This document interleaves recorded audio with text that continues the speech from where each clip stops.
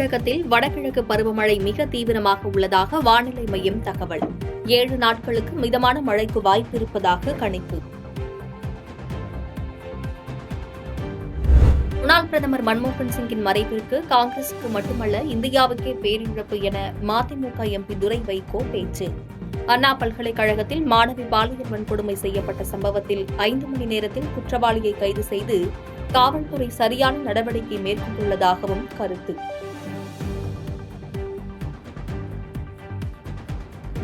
ஹனுமத் ஜெயந்தியை முன்னிட்டு கன்னியாகுமரி மாவட்டம் சுசீந்திரம் ஆஞ்சநேயர் கோவில் சார்பில் 1 லட்சம் லட்டுகள் தயாரிக்கும் பணிகள் தீவிரம். லட்டு தயாரிக்கும் பணியில் ஈடுபட்டுள்ள 50 பணியாளர்கள்.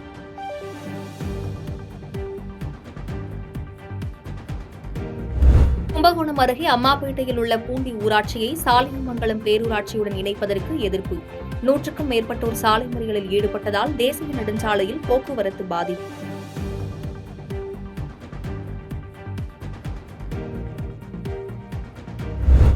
ராஜாவுக்கு விதிக்கப்பட்ட 6 மாத சிறை தண்டனை நிறுத்தி வைப்பு. பெரியார் சிலை உடைப்பு, திமுக எம்பி கனிமொழிக்கு எதிரான அவரது கருத்து உள்ளிட்ட வழக்குகளில் சிறப்பு நீதிமன்றம் தண்டனை அளித்த நிலையில் சென்னை உயர்நீதிமன்றம் நிறுத்தி வைப்பு.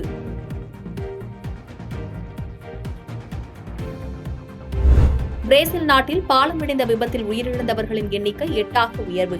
வாகனங்கள் ஆற்றில் விழுந்ததில் காணாமல் போன 9 பேரை தேடும் பணிகள் தீவிரம்.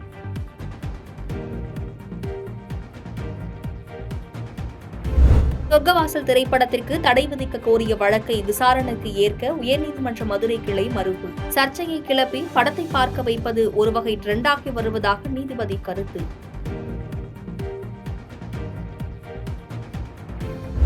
மலையாளத்தில் வெளியாகி வரவேற்பை பெற்ற திரைப்படம் கோல்டன் குளோப் விருதுக்கு பரிந்துரை.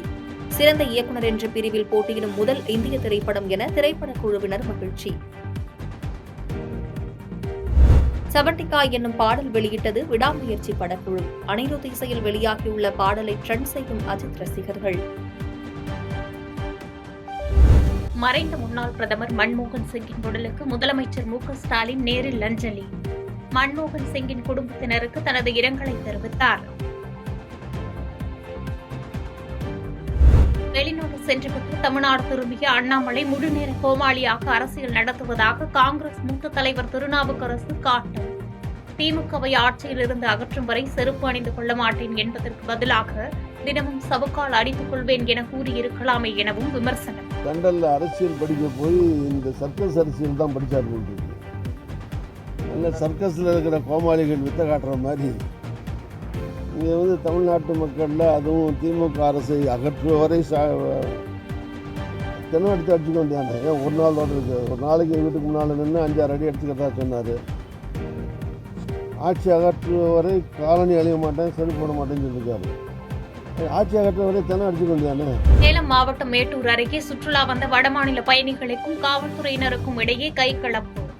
வடமாநில பயணி மதுபோதையில் இருந்ததாக கூறி பொதுமக்களும் தாக்கியதால் பரபரப்பு.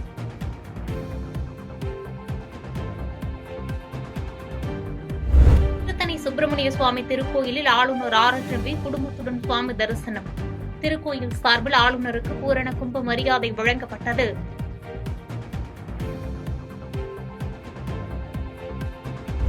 செங்கல்பட்டு மாவட்டம் மதுராந்தகம் அருகே 100 நாள் வேலை திட்டத்தை வழங்க கோரி பொதுமக்கள் சாலை மறியல்.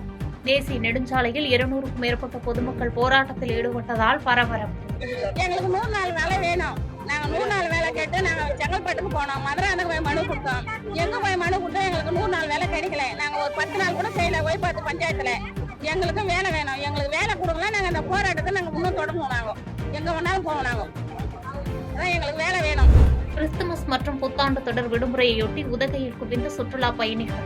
சுற்றுலா தலங்களுக்கு செல்லக்கூடிய முக்கிய சாலையில் வாகனங்கள் அணிவகுத்து நின்றதால் கடும் போக்குவரத்து நெரிசல்.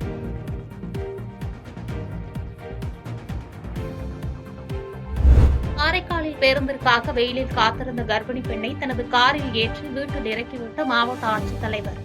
கூரை வீட்டை பார்வையிட்டதோடு புதிய வீடு கட்ட உதவி செய்வதாகவும் உறுதி.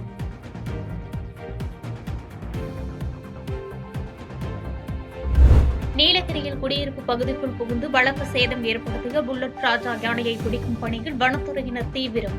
கும்கி யானை உதவியுடன் மயக்க ஊசி செலுத்தி பிடிக்கும் பணியில் வனத்துறையினர் ஈடுபட்டு வருகின்றனர்.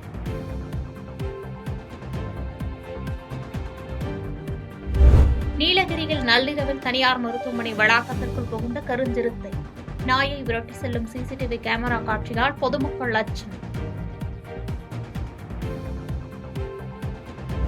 திருவண்ணாமலை அருகே விளைநிலத்தில் அறுந்து கிடந்த மின்கம்பியை மிதித்து விவசாயி உயிரிழந்த சம்பவம். மின்கம்பி குறித்து முன்கூட்டியே புகார் அளித்தும் மின்வாரிய ஊழியர்கள் நடவடிக்கை எடுக்காததால் உயிரிழப்பு ஏற்பட்டிருப்பதாக கூறி உறவினர்கள் சாலை மறியல் போராட்டம்.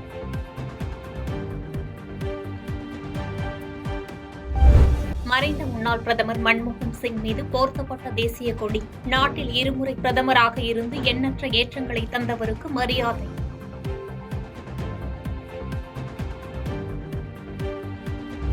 திருப்பூர் மாவட்டம் பல்லடம் அருகே 4 ஆண்டுகளுக்கு முன்பு வாகன சோதனையில் சிக்கிய 11 டன் குட்கா பொருட்கள் 3.5 ஆண்டுகளுக்கு பிறகு நீதிமன்ற உத்தரவின் பேரில் தீயிட்டு அழித்த காவல்துறையினர்.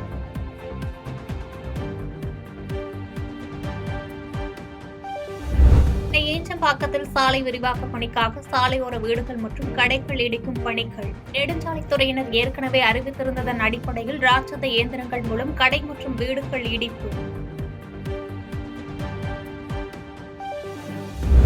ஈஞ்சம்பாக்கத்தில் சாலை விரிவாக்க பணிக்காக வீடுகளை இடிக்கும் பணிகள் போது வீட்டை காலி செய்யாதவர்களை வீட்டிலிருந்து வெளியேற்றிய அதிகாரிகளுடன் வீட்டின் உரிமையாளர்கள் வாக்குவாதத்தில் ஈடுபட்டதால் பரபரப்பு.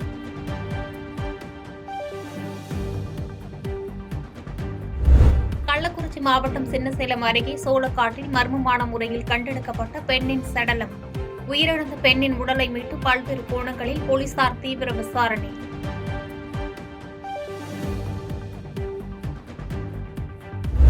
அண்ணா பல்கலைக்கழகத்தில் மாணவி பாலியல் வன்கொடுமை செய்யப்பட்ட சம்பவத்திற்கு கண்டனம். தஞ்சையில் மன்னர் சரபோஜி கல்லூரி மாணவிகள் ஆர்ப்பாட்டம்.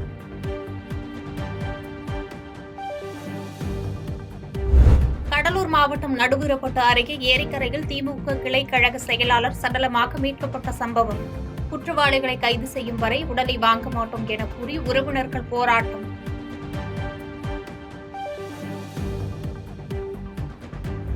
பிரேசிலில் விமானம் கீழே விழுந்து வெடித்து விபத்துக்குள்ளானதில் 10 பேர் உயிரிழப்பு, 12 பேர் காயமடைந்திருப்பதாகவும் தகவல்.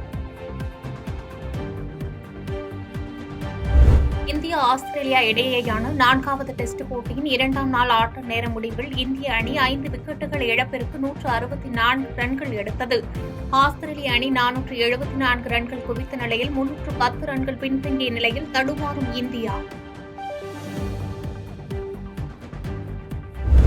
தி வெஸ்ட் ஆஸ்திரேலியன் நாளிதழின் கடைசி பக்கத்தில் விராட் கோலியை விமர்சிக்கும் ரீதியில் என குறிப்பிடப்பட்ட வார்த்தை. ஆஸ்திரேலிய இளம் வீரர் சாம் கான்ஸ்டாஸ் உடனான மோதலை அடுத்து ஆஸ்திரேலிய ஊடகங்கள் விமர்சனம்.